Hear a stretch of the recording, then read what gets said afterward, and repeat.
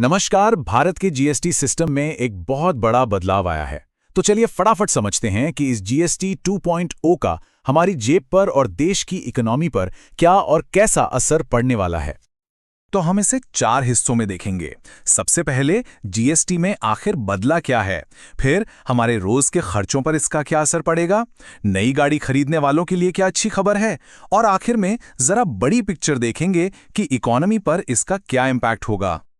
तो सबसे बड़ा और पहला बदलाव है टैक्स सिस्टम को आसान बनाना। ये 22 सितंबर से लागू भी हो चुका है और यकीन मानिए ये कोई छोटा मोटा बदलाव नहीं है।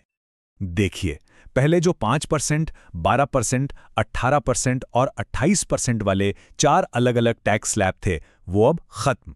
अब सिर्फ 2 स्लैब बचे हैं, 5% और 18%। यानी 12% और 28% वाले रेट्स को पूरी तरह से हटा दिया गया है।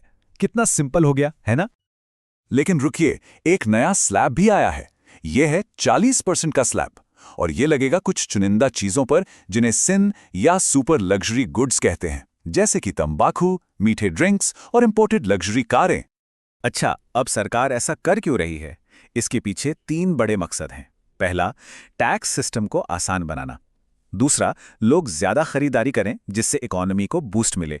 और तीसरा, ये एक बड़ा चुनावी वादा भी था जिसे पूरा किया गया है। तो इन सारे बदलावों का हमारी आपकी जेब पर क्या असर होगा?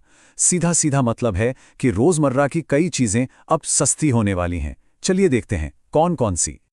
देखिए, साबुन, टूथपेस्ट, शैम्पू जैसी चीजें जो पहले 18% टैक्स के दायरे में थीं, वो अब सीधी 5% में आ गई हैं। इसी तरह बिस्कुट, पनीर, मक्खन जो 12% पर थे, वो भी अब सिर्फ 5% जीएसटी पर मिलेंगे। मतलब रोज के खर्चों में अच्छी खासी बचत। और बात सिर्फ छोटी चीजों की नहीं है। टीवी, एसी, फ्रिज जैसे बड़े अप्लायंसेस, सीमेंट और स्टील, और तो और 350 सीसी से कम वाली मोटरसाइकिलें भी, इन सब पर टैक्स सीधा 28% से घटकर 18% हो गया है। यानी 10% की सीधी कटौती। और अब एक बहुत ही बड़ा और ऐतिहासिक बदलाव, हेल्थ और लाइफ इंश्योरेंस पर जो 18% जीएसटी लगता था, उसे घटाकर 0 कर दिया गया है। जी हां, बिल्कुल 0। अब इंश्योरेंस पर कोई जीएसटी नहीं। चलिए, अब बात करते हैं एक बड़ी टिकट आइटम की, एक नई कार। कई परिवारों के लिए ये एक बड़ा सपना होता है। देखते हैं यहां क्या बदला है। अगर आप एक 10 लाख रुपए की कार खरीदने की सोच रहे हैं, तो इन नए नियमों से आपकी एक्स शोरूम कीमत पर लगभग 85,000 रुपए की सीधी बचत हो सकती है। ये एक बहुत बड़ा अमाउंट है। तो ये हुआ कैसे? देखिए, छोटी कारें जिन पर पहले करीब 29% टैक्स लगता था, अब वो सीधे 18% के स्लैब में आ गई हैं। बड़ी एसयूवीज और लग्जरी गाड़ियां भी 45-50% से घटकर 40% पर आ गई हैं। हाँ, इलेक्ट्रिक गाड़ियों के टैक्स में कोई बदलाव नहीं हुआ, वो 5% पर ही हैं। लेकिन बाइक्स की कहानी थोड़ी अलग है।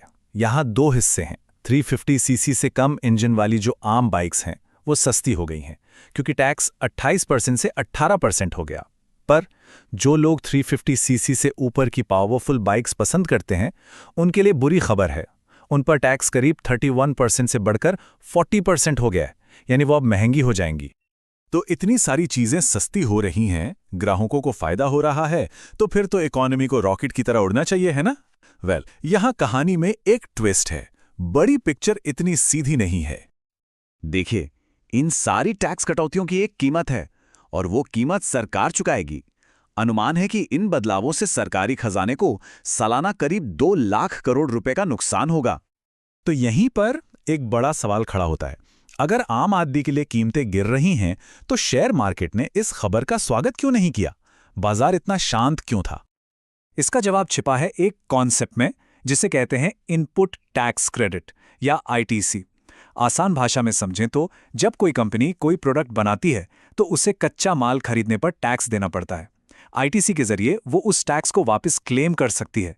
इससे उनकी लागत कम हो जाती है।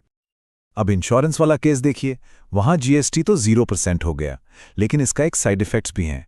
अब इंश्योरेंस कंपनियां अपनी लागतों पर, जैसे कि एडवर्टाइजिंग या टेक्नोलॉजी पर जो जीएसटी देती थीं, उसका आईटीसी क्लेम नहीं कर सकती, तो उनकी अपनी कॉस्ट बढ़ जाएगी। इसका मतलब शायद वो पूरे 18% की बचत कस्टमर तक पास ऑन ना कर पाएं। और इसी कंफ्यूजन, इसी अनिश्चितता का असर हमें स्टॉक मार्केट पर देखने को मिला। मार्केट सुबह तेजी से खुला जरूर, लेकिन दिन खत्म होते होते सारी बढ़त गवा दी। ये एक क्लासिक साइन है कि इन्वेस्टर्स अभी भी श्योर नहीं हैं। तो कुल मिलाकर जीएसटी 2.0 के दो पहलू हैं। एक तरफ टैक्स आसान हो रहा है, कीमतें कम हो रही हैं और उम्मीद है कि लोग ज्यादा खर्च करेंगे। लेकिन दूसरी तरफ सरकार को भारी रेवेन्यू का नुकसान है, आईटीसी को लेकर कंफ्यूजन है और बाजार भी थोड़ा डरा हुआ है। तो आखिर में सवाल यही बचता है, आम लोगों के लिए ये एक बड़ी टैक्स कटौती है, लेकिन सरकार के लिए एक बहुत बड़ा बिल। तो क्या जीएसटी 2.0 भारतीय अर्थव्यवस्था को वो बूस्ट दे पाएगा जिसका वादा किया गया है? ये एक बड़ा दांव है और इसका नतीजा तो खैर वक्त ही बताएगा।